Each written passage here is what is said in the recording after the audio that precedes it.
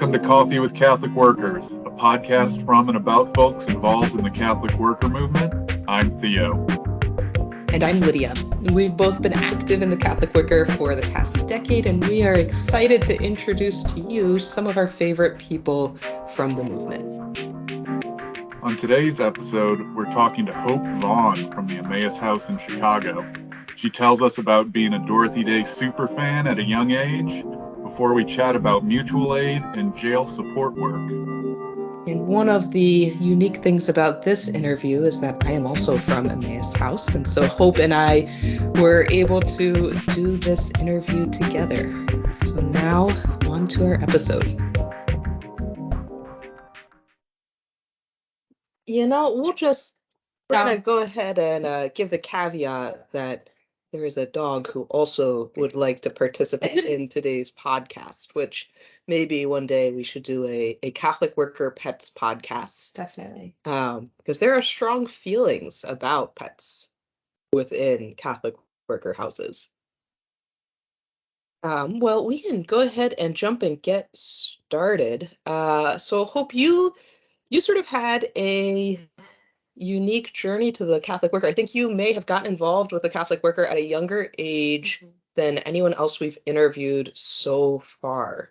Could you tell us a little bit about how you first heard about the Catholic worker and what drew you towards it? Yeah, so I went to a Catholic high school in like a suburb of Connecticut, and it was right outside of Hartford. So one day a week, I think it was called Thursdays in the City, we would take like a mini bus and we would go to the Catholic Worker House, which they call the Greenhouse in the north end of Hartford. And we would go, and their Catholic Worker House is very youth focused. So we would go after school and we would help, kids with their homework. We would tutor them. And then always there was time for recreational play. There was a half a basketball court back there, and like as well. So there's like so much to do, and so many kids would show up. And part of the curriculum of my school as well is we had to do a sophomore service project. So you had to pick kind of like a cause you were passionate about within a social service agency, and you had to do a certain amount of hours of volunteer service with them, and then you had to write like a report on it. And I chose the category. I just instantly was gravitated to the energy there, the values they stand for, and just the people that encompass it. So you had mentioned that you first got involved with the Hartford Catholic Worker in high school, and you turned into a bit of a Dorothy Day fangirl. How many school reports did you think you wrote on her? I mean, there's how many school reports, especially in Catholic education, do you get that's like write about like your most inspirational leader or something like that? And it was always Dorothy Day. I think I've written at least 10, if not more, like so many. But I still feel like there's so much to know about her. Like in preparation of this, Lydia was laughing at me because I was going through our library looking through Dorothy Day books because I was like, I need to fine tune my literature on Dorothy Day. I wonder how many other guests of ours have had to study before coming on the show. I know. I did think, I was like, man, maybe we should like throw in some like Dorothy Day quiz questions, not to like this studying go to waste. No, that's okay. So what was it about Dorothy that had you interested in her? What were some of the values that resonated with you? I liked how she just, did her own thing, especially within the realms of the Catholic Church. I mean, there's the traditional Catholic Church structure, which she didn't conform to. She created what was her vision of Catholicism through this vision of the Catholic worker. And her values resonate really strongly with me. Her spirituality, her simple living, her acts of service, and her willingness to, put a lot on the line for her passion for social and racial justice. Well, so how did that all lead you to Emmaus House then in Chicago? Yeah, it's kind of a crazy story. I graduated undergrad with my BSW in Rhode Island from Salve Regina University, and that December I committed to 2 years of service through the Jesuit Volunteer Corps in Santiago, Chile. And I made it there, but only for 3 months. And then unfortunately, we were evacuated due to COVID. The pandemic kind of rolled out while we were there. So I came back home, kind of the world was shut down, and I was just kind of picking up the pieces, figuring out what was my next move. And because I got my BSW, I could get my MSW in 1 year from accredited university within, I think, 5 years of graduation from undergrad. So I just decided to utilize this opportunity and this downtime to get my master's. So I came to Chicago. And especially during the pandemic when, isolation was super emphasized, I knew I didn't want to live by myself. So I looked into the Catholic workers that were in Chicago, and there were three. There was Sukasa in Beckett Yards, which I was really interested in staying with them. I was in touch with Maria, which is funny because now she's my neighbor here. And then I was in touch with Carly-Ann from Emmaus House, and also Sam from St. Francis House. And I did a week-long stay at Emmaus House and St. Francis House when I got here. And Sukasa at the time wasn't accepting workers. And then I did like a little discernment period. I went to Indiana, South Bend, where my cousin lives. Kind of just discerned and ultimately decided on Emmaus. It was kind of funny because I guess I didn't really communicate that I was coming for good. Lydia picked me up from the airport and I had 2 huge suitcases. And I think it kind of resonated with her, like, oh, like you're here. Like, no, I'm not going back to Connecticut. Like, I'm here. Like, I'm gonna figure out where I'm gonna live. I'm gonna do it. But that day was a really wild day because I had landed. I had an early flight. I landed at Midway at like 8 a.m., maybe 9 a.m.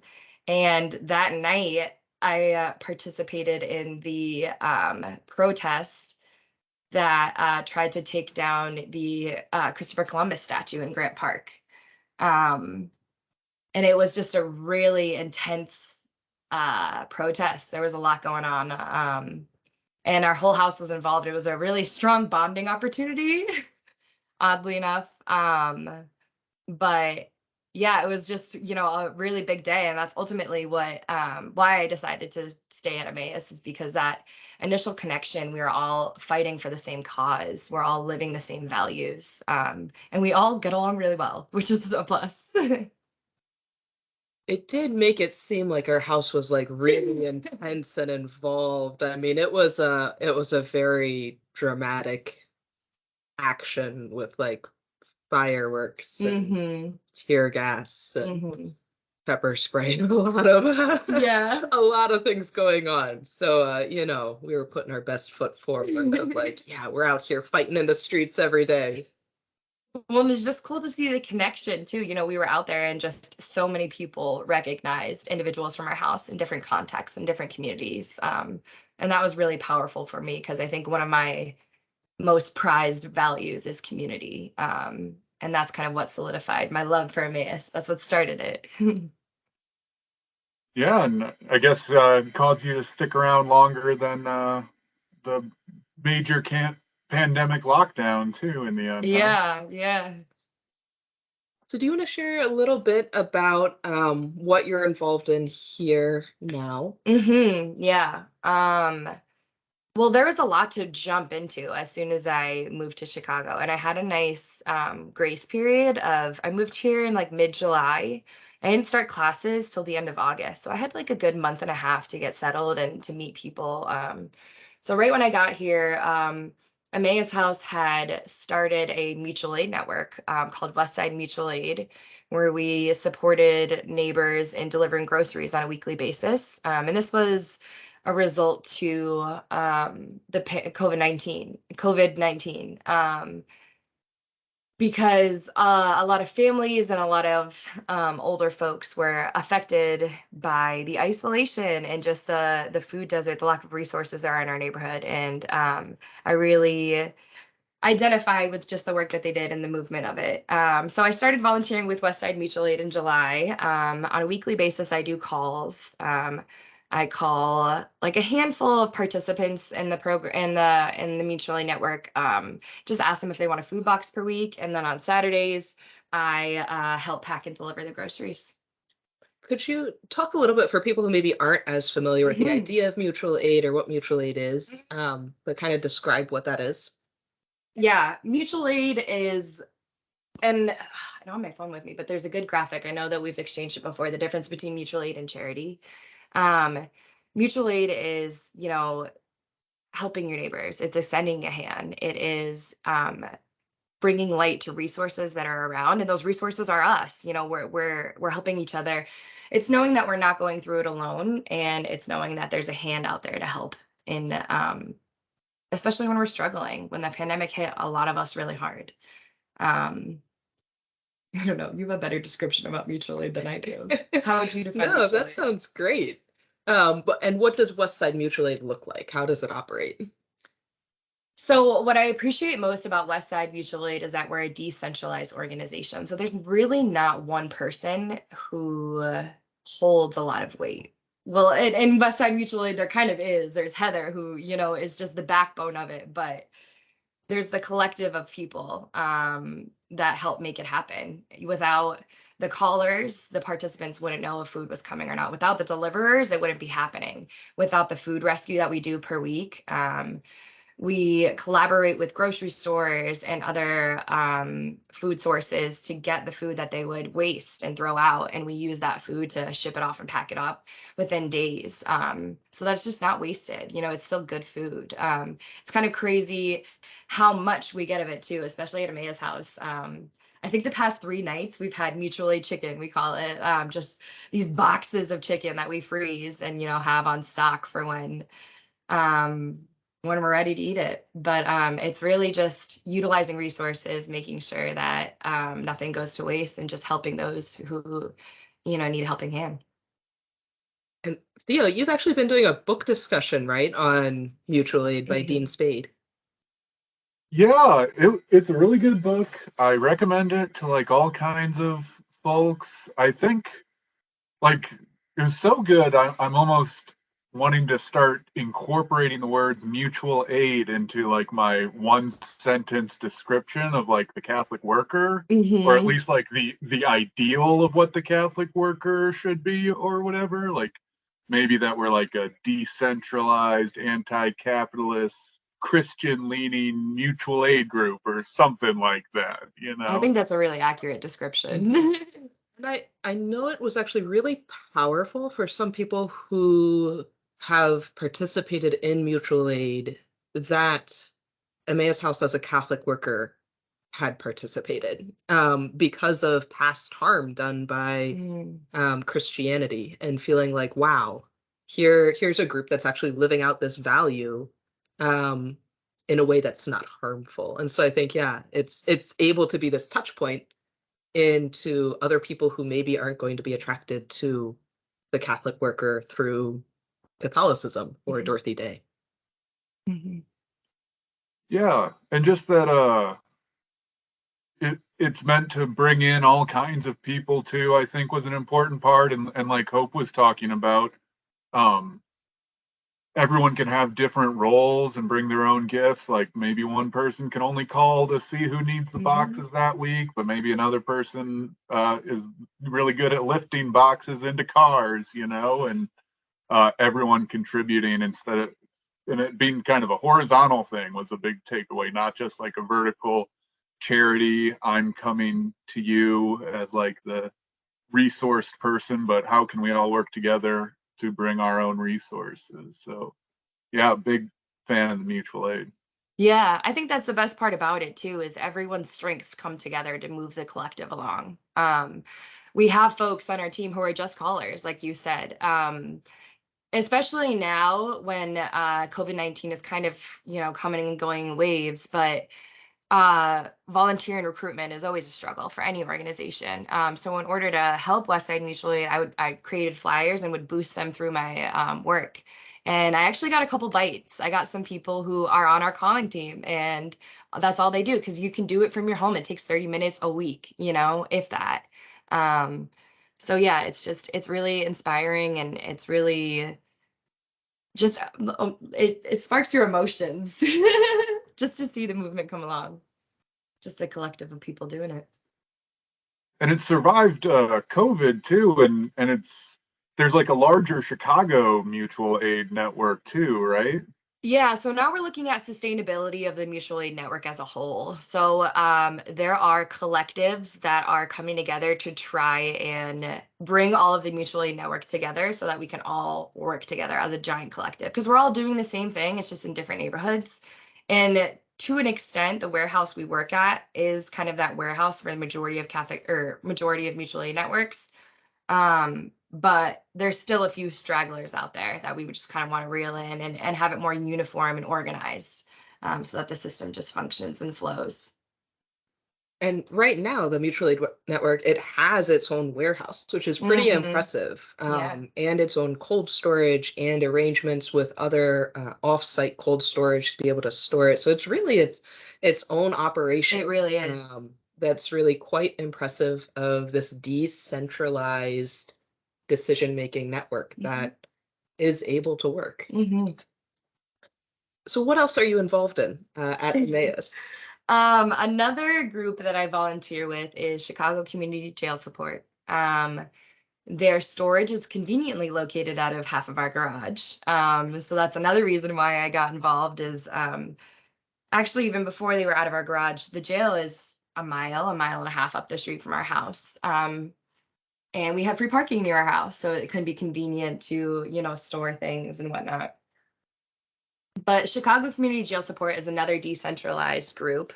We support inmates as they get released from Cook County Jail.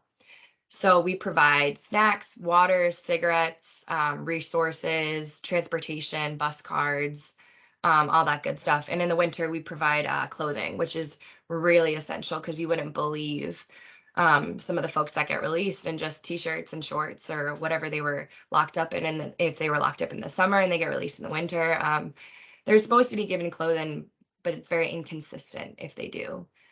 And that organization has also grown significantly since I started in 2020. It used to be there was a separate house that had the storage, and you would take your car and you would go and load up the resources and then set up site at the jail. And then that site closed, and then we offered our space. So then they came and they cleaned out our garage conveniently, and they set up these beautiful shelves, organized system. So then you would take your car, you would come to the garage, you would load it up, and you leave. And then one of the volunteers bought a van, like a big white, almost like an ice cream truck van. And so now the van stores all of the supplies. It's nice and organized. It's got some shelves and storage in it. We have a table, we have chairs, we have a heater for the winter. Now the van just goes to and from the jail, and it still gets that storage and the re-up of resources from our garage. But sometimes it stays at the jail and we'll pay for parking, or sometimes it'll stay outside of our house where there's free parking. So that was had been a really another really great organization to be involved with, another group of just really diverse and beautiful and eclectic people. Yeah, it's been a struggle with Chicago Community Jail Support recently because in the winter it's harder to get volunteers. I mean, if it's cold out there, we're out there every day from 5 to 11, and it can be hard to get volunteers. So that's been a struggle. But we still do it every day. What do the police think about you all setting up outside the jail? It ebbs and flows. Actually, Theo was with me when I got into a little tussle with an officer. They pick and choose what battles they want to fight when they want to fight it, and it's all nonsense at the end of the day. That day, and I was just in a sour mood to begin with. But that day we had set up, I mean, you can tell where we set up. It's a giant dirt patch now. The grass is gone. There's wood chips to not make it muddy. And I set up in our usual spot, and the sheriff came and he was giving me a hard time, like, you need to move across the street. And it's like, I don't know, like 30 feet away. And I'm like, you really want me to just move across the street? Like, I'm here, saying I don't want my people interacting with your people. You're a distraction, this, that, and the other. But what I like about West Side or about Chicago Community Jail Support is it never goes unnoticed. A few weeks after that, and I had recorded him too because I knew he was going to get a little lippy with me. And I recorded him, and a few weeks later, some volunteers had asked me for the video because they were, I think, collecting evidence of, how the police treat us when we're out there, and we're really not doing anything. We stand there, we don't interact with them. They're like bees. If you don't talk to them, they won't talk to you. We're handing out chips. If they take chips and water, we're not going to tell them no. They can do what they want. We're a very lenient group. But we're all just helping an oppressed population at the end of the day. Yeah, Chicago Community Jail Support was actually interesting in how it started, because it had started with the protests providing support for activists being released outside of individual stations. And then it had sparked this conversation of like, why are we providing this support for activists and not for people who are being released on a daily basis? Yep. And it was out of those conversations that shifted of like, yeah, we should do this really for everyone. So that was an interesting evolution also of trying to rethink this us versus them kind of mentality of who are the ones we actually support and who do we decide like it's worth it to sit out at all hours in order to make sure that people make it home safe. I don't know if we need to keep plugging the mutual aid book, but I mean, that's kind of like almost an example right out of there. He talks about a situation, well, that like these mutual aid efforts start in crisis often. And he named specifically a fire in California, I believe it was, where they started helping all these folks living in tents in a parking lot of like a Walmart or something because they'd all lost their homes. Eventually, the more resourced people all got someplace else to stay, and it was just like the undeserving homeless people who had been homeless before the fire were left. And it, why do we draw these lines between, oh, these people deserve help coming out of jail, or these people don't, or these people deserve help trying to find housing, or these people don't? Yeah, well said. I think that's a debate I get into a lot with folks. I mean, because supporting inmates getting released from prison isn't exactly, well respected by a lot of people. But I often like to challenge people on why that's their perspective. It doesn't need to be.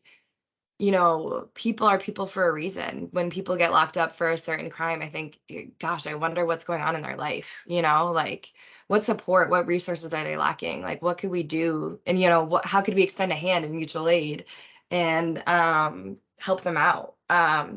And that's what we try to do.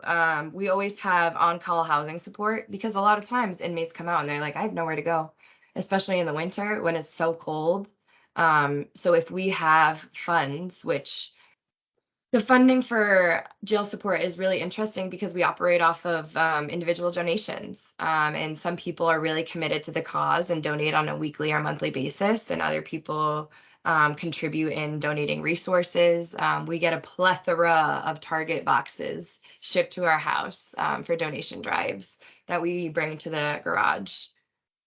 It is interesting actually to look at both Westside Mutual Aid and the larger mutual aid network and jail support and the ways in which they're both similar and different to different Catholic worker houses, of many houses doing these individual donations, not an official organization or 501c3, where Westside Mutual Aid has recently shifted into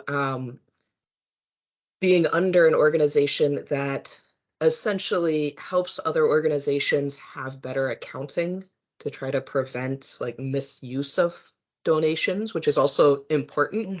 And you can see like these lines that these two organizations are walking and both wanting things to be decentralized and not a charity model. And at the same time, like needing structure to build accountability, and especially when there is a decent amount of money flowing through them.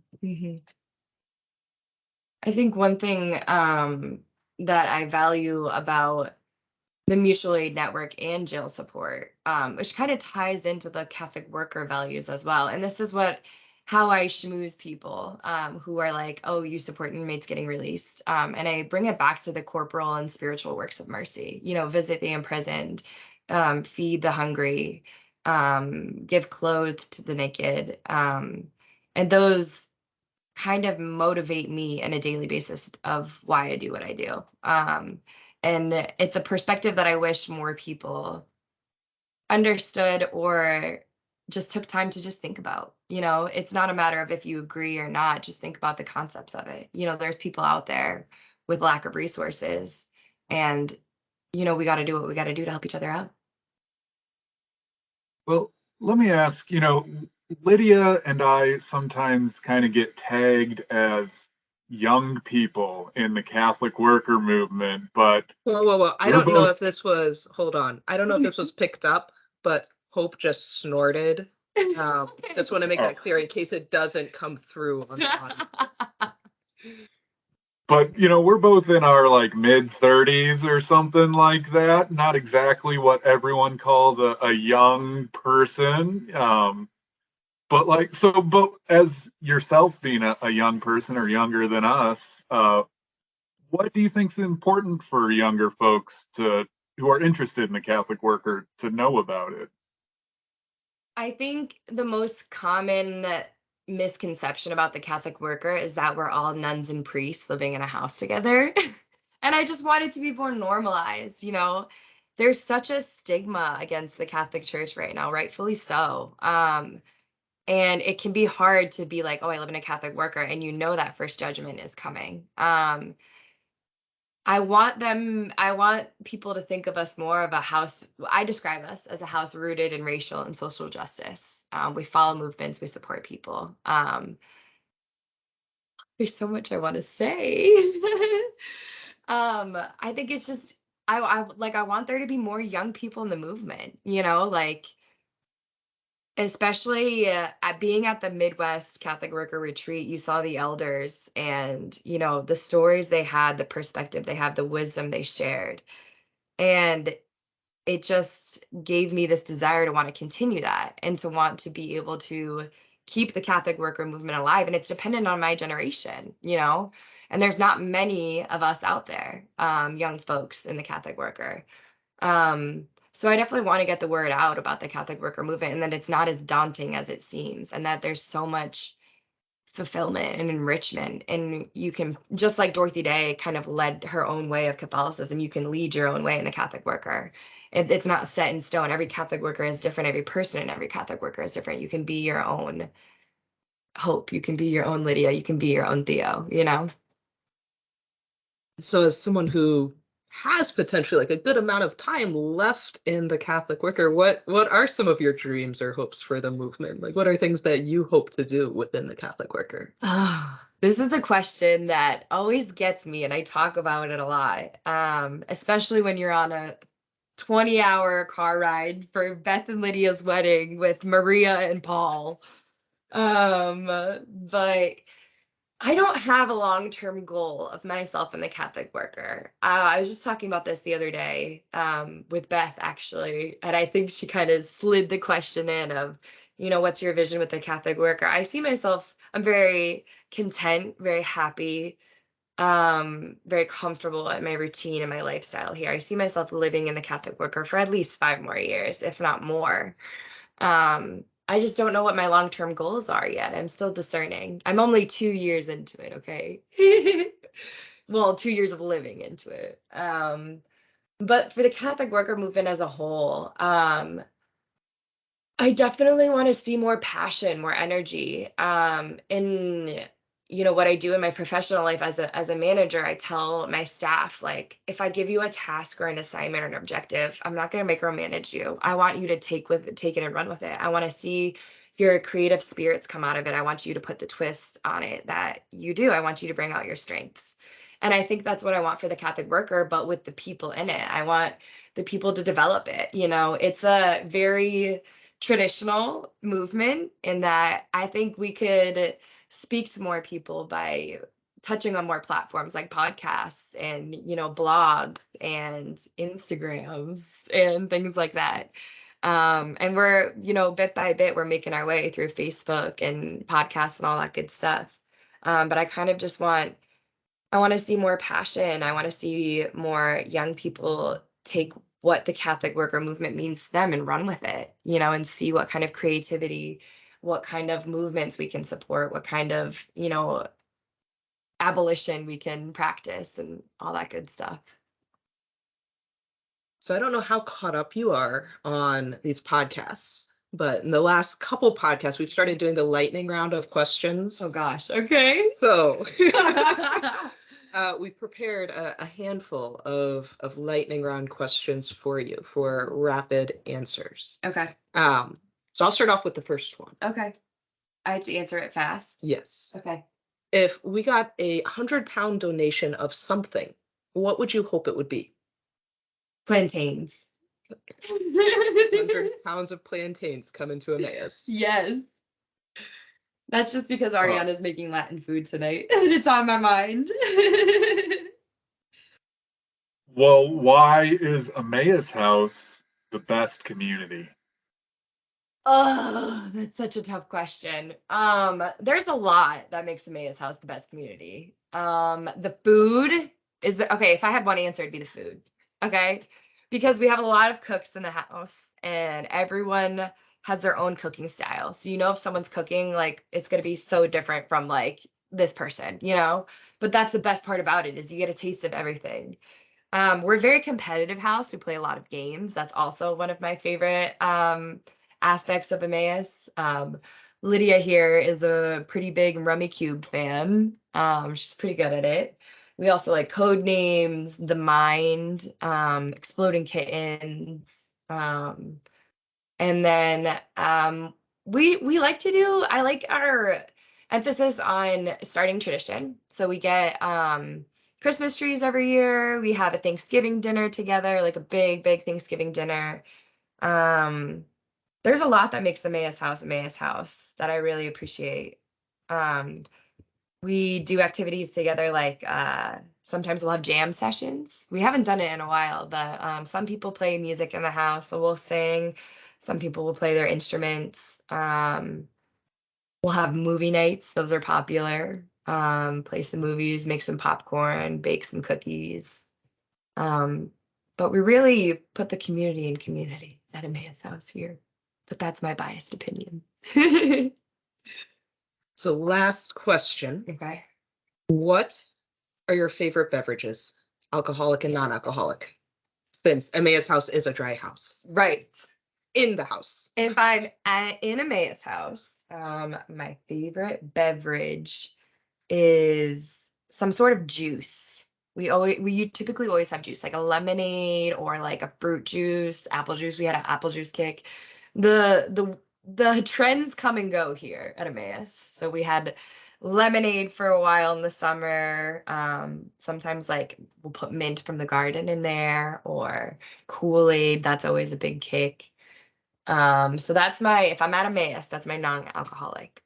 If I'm across the street at any of our sister houses or brother houses, partner houses, I would have an espresso martini. And people who know me know that I love a good espresso martini. It needs to be made with real espresso, no espresso flavored vodka, and it needs to have a little bit of Bailey's Irish cream in it. Sounds delicious. So now anyone coming to visit Emmaus knows what to get Hope if you take her out. Yeah, it's coffee cocktails with Catholic workers tonight, I guess. We should have filmed across the street. We should have. Well, thank you, Hope, for being willing to allow me to drag you into this. It's very hard for like a housemate to decline. But to be fair, Hope was a willing participant, entirely voluntary for joining us on this podcast. No, thank you for having me. I was telling Lydia too the day she asked me, I was like, oh my gosh, I manifested this because I had just talked to a friend. I was like, you have to listen to this podcast that my roommate and my friend are doing. And I was like, I hope they ask me to be on it one day. And then she asked me and I was like, what? But I'm so excited to have been here. Thank you, Theo and Lydia, for being yourselves. Thank you.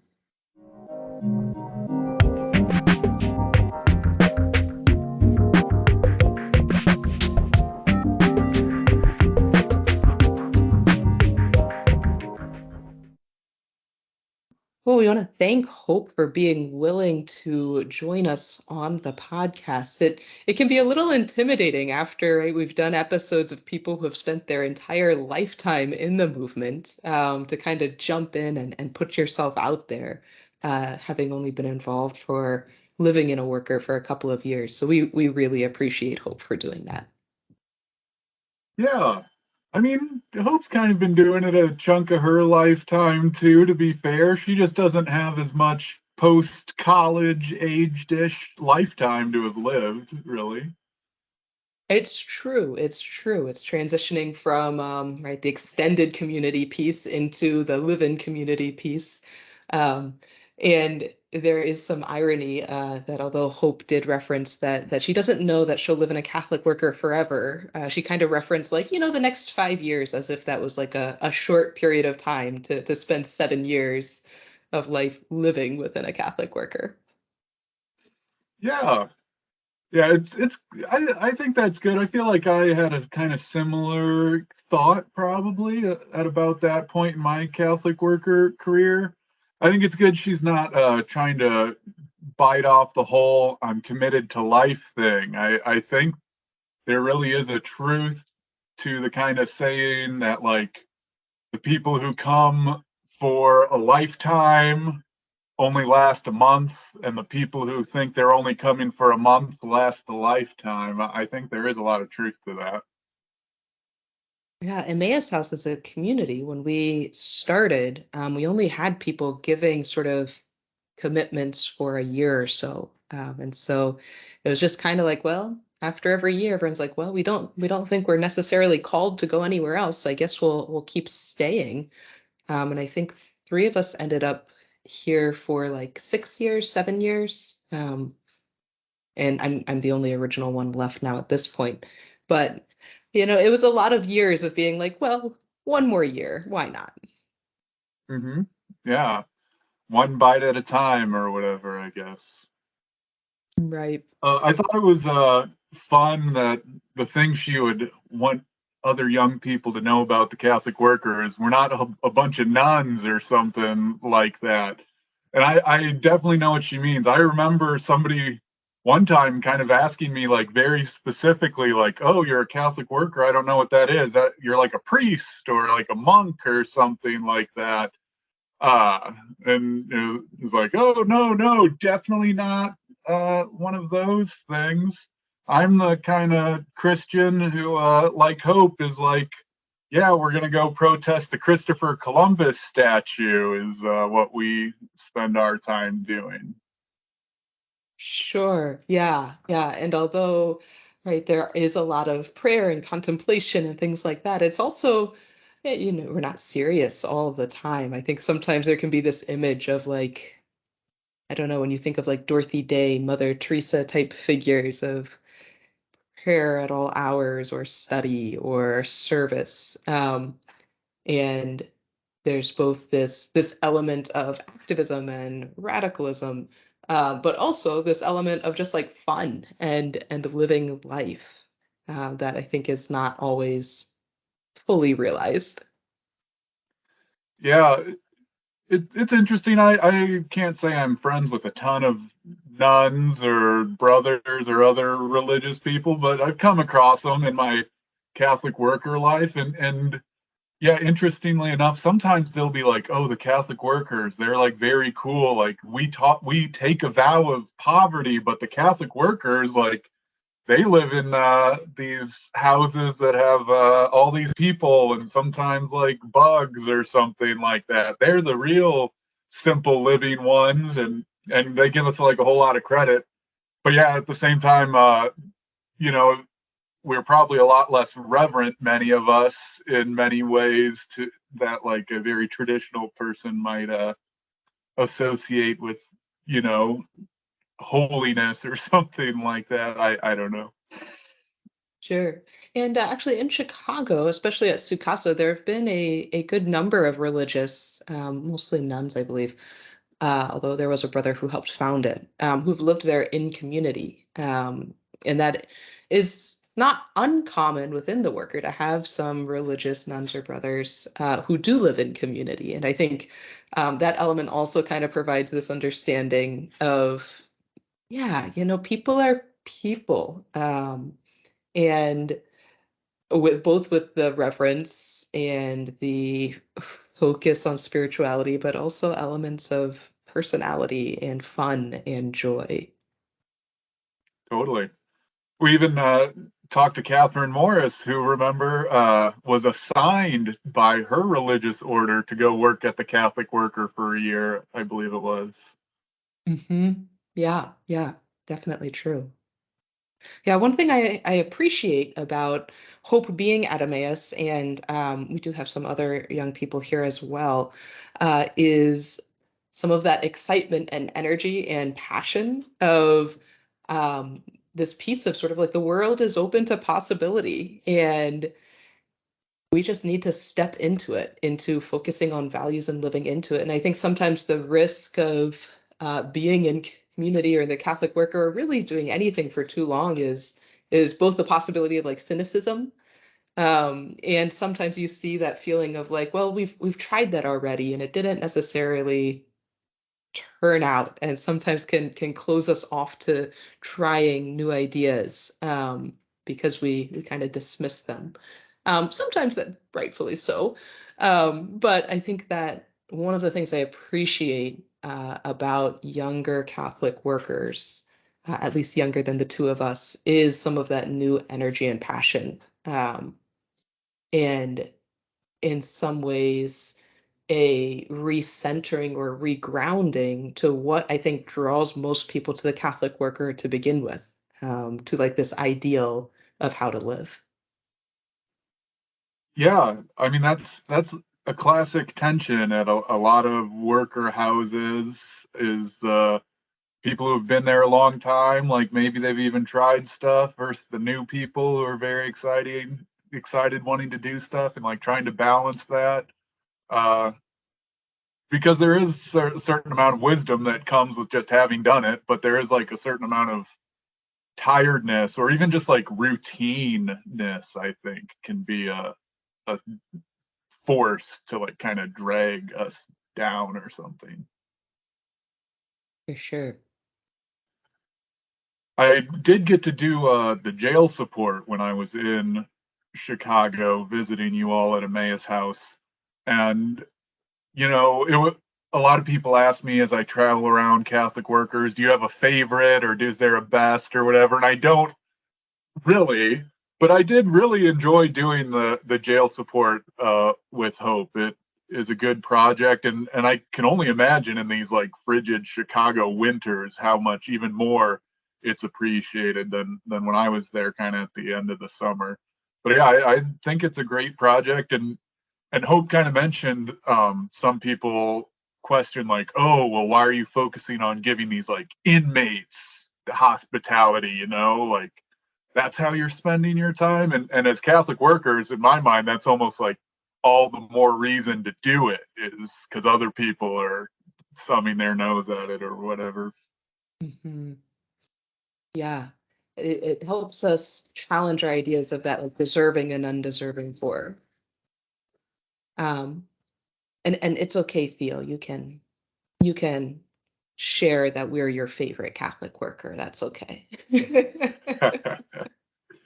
I didn't say that much, but that was one of my favorite elements of a Catholic worker. I mean, there's so many pieces to like what a community is and stuff like that, and even the jail support is just like one of many things happening around Emmaus House too. So while I am not saying Emmaus House is my favorite Catholic worker, I am saying that I think it's very cool that they do the jail support and even host it out of the garage or whatever too. It's true. It's true. Every community is special in its own way.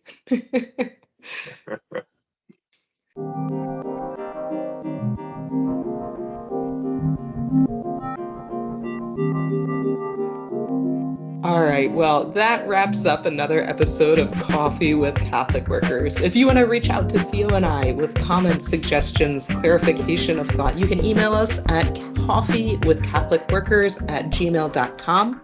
We want to thank Chris from the Bloomington Catholic Worker for help editing, David Hayes for our music, and Becky McIntyre for our graphic. Thanks again for joining us for some clarification of thought. We hope today's conversation and discussions have been enlightening, and maybe even that you're encouraged to go out and help build a world where it's easier to be good.